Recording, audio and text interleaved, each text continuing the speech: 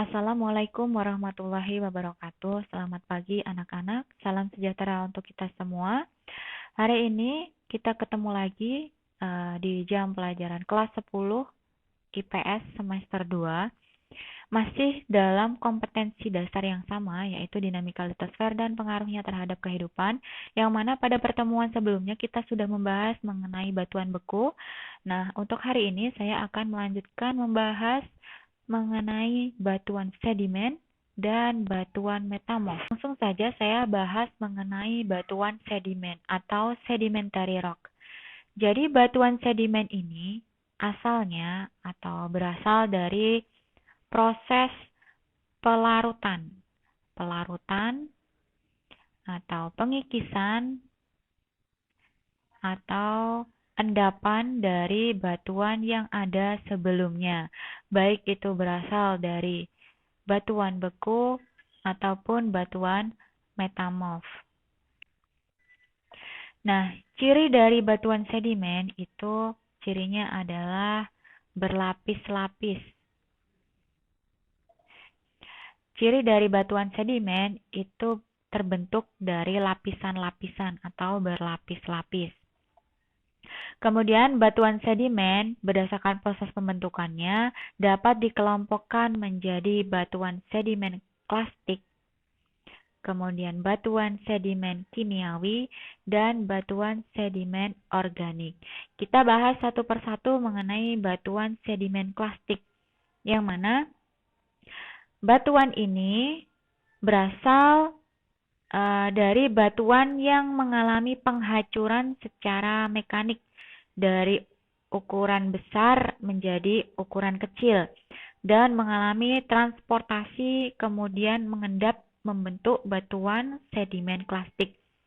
Jadi dia melewati transportasi, misalkan batuan itu berada di daerah dataran tinggi, kemudian dia mengalami penghancuran secara mekanik dari ukuran besar kemudian jadi kecil, akhirnya mengendap di bawah. Nah, dalam proses perjalanannya ini dia mengalami transportasi sehingga sampai ke daratan yang lebih rendah. Nah, ini disebut dengan batuan sedimen klastik. Contohnya adalah batu pasir, konglomerat, dan breksi. Yang kedua, ada batuan sedimen kimiawi. Jadi batuan sedimen ini terjadi akibat proses kimiawi, yang mana proses kimiawi itu terjadi pada saat penguapan, kemudian pelarutan, dan juga pada saat dehidrasi. Nah, contoh dari batuan sedimen kimiawi ini adalah batu limestone, kemudian batu dolostone, kemudian batu rijang, dan batuan evaporit. Yang ketiga, ada batuan sedimen organik. Jadi batuan ini terjadi karena proses pengendapannya mendapat bantuan dari organisme. Jadi berasal dari organisme atau makhluk hidup, yaitu sisa rumah atau bangkai binatang yang ada di dasar laut. Contohnya adalah batuan fosfat, batu bara atau coal, itu asalnya dari organisme tumbuhan. Jadi batu bara itu berasal dari fosil tumbuhan, dan juga koral. Koral sendiri berada di perairan.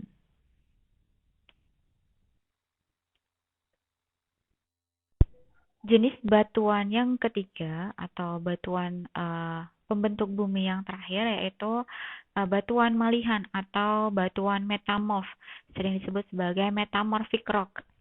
Yang mana batuan metamorf merupakan batuan yang berasal dari batuan induk berupa batuan beku atau batuan sedimen yang mengalami proses metamorfosa. Jadi secara garis besar pembagian metamorfosa tersebut dilihat dari ruang lingkup daerah terjadinya, yaitu dibagi menjadi metamorfosa lokal dan metamorfosa regional atau sering disebut dengan dinamotermal.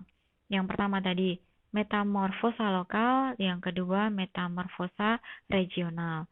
Nah, metamorfosa lokal adalah hubungan dengan luas di mana proses metamorfosa tersebut terjadi.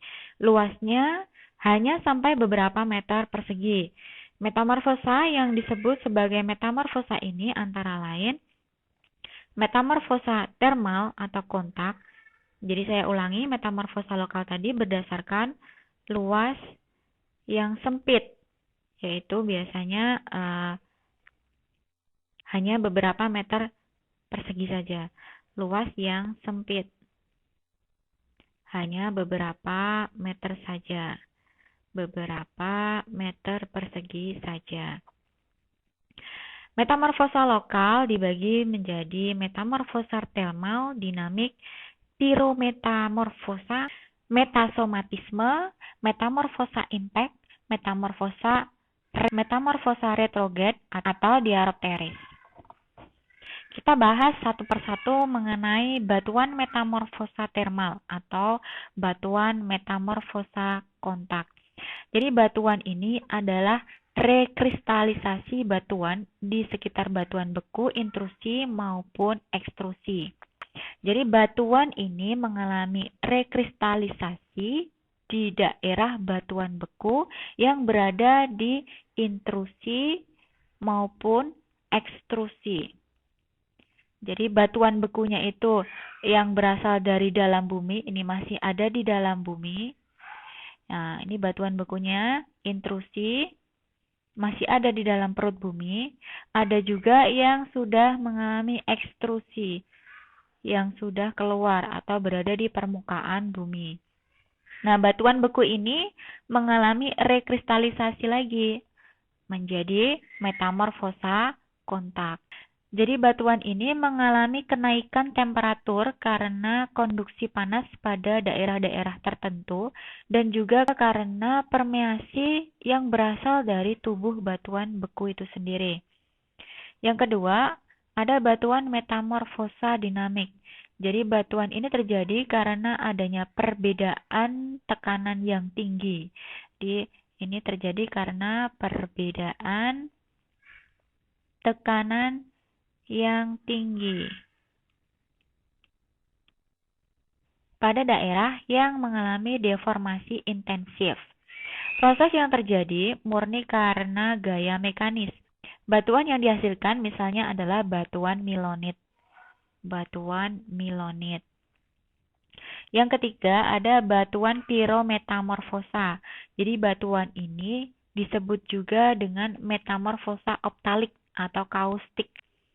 Faktor penyebabnya hanya dari panas dan temperatur yang ekstrim.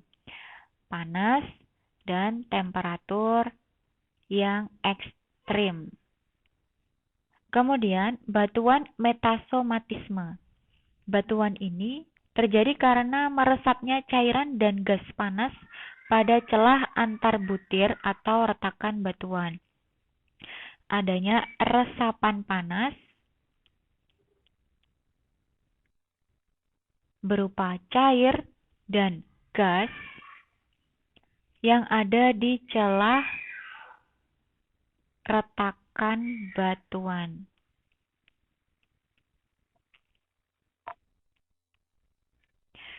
Kemudian ada batuan metamorfosa impact, yang mana batuan ini terjadi akibat adanya tabrakan sebuah meteorit. Tabrakan meteorit.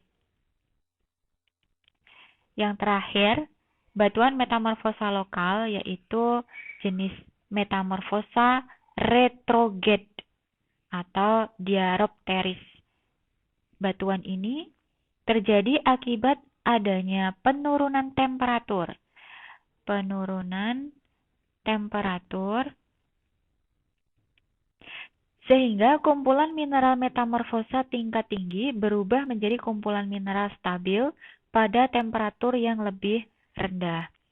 Yang kedua, Batuan metamorfosa regional atau dinamotermal dibagi lagi menjadi 3 jenis, yaitu metamorfosa orogenik, metamorfosa burial, dan metamorfosa dasar samudra. Metamorfosa orogenik merupakan batuan yang terjadi pada daerah sabuk orogenik atau patahan dan lipatan. Jadi batuan ini terjadi di daerah patahan dan lipatan. Artinya batuan ini terjadi akibat proses tektonisme. Akibat proses tektonisme. Karena proses tektonisme itu menghasilkan patahan dan juga lipatan. Kemudian ada metamorfosa burial. Jadi batuan metamorfosa burial ini terjadi akibat kenaikan tekanan dan temperatur pada daerah geosinkline. Jadi daerah geosinkline itu adalah daerah pegunungan lipatan, yang mana bagian atas itu merupakan antiklinal, kemudian bawah atau lembahnya itu merupakan daerah sinklinal. Nah, jadi proses terbentuknya batuan metamorfosa burial itu karena adanya tekanan dan suhu pada daerah geosinkline. Pada saat batuan itu berada pada ketinggian antiklinal, maka suhunya akan menurun dan tekanan naik. Berlaku sebaliknya pada daerah sinklinal. Kemudian, metamorfosa dasar samudra. Batuan metamorfosa dasar samudra ini terjadi akibat perubahan kerak samudra di sekitar pematang tengah samudra atau mid-ocean. Jadi terjadinya adalah di dasar samudra yang mengalami pergeseran lempeng, sering disebut sebagai mid-ocean atau pematang tengah samudra. Jadi di dasar samudra ini ada pemanasan air laut yang menyebabkan mudah terjadinya reaksi kimia antara batuan dan juga air laut tersebut. Nah, sampai di sini materi yang saya sampaikan untuk hari ini. Untuk materi selanjutnya akan saya jelaskan pada pertemuan berikutnya.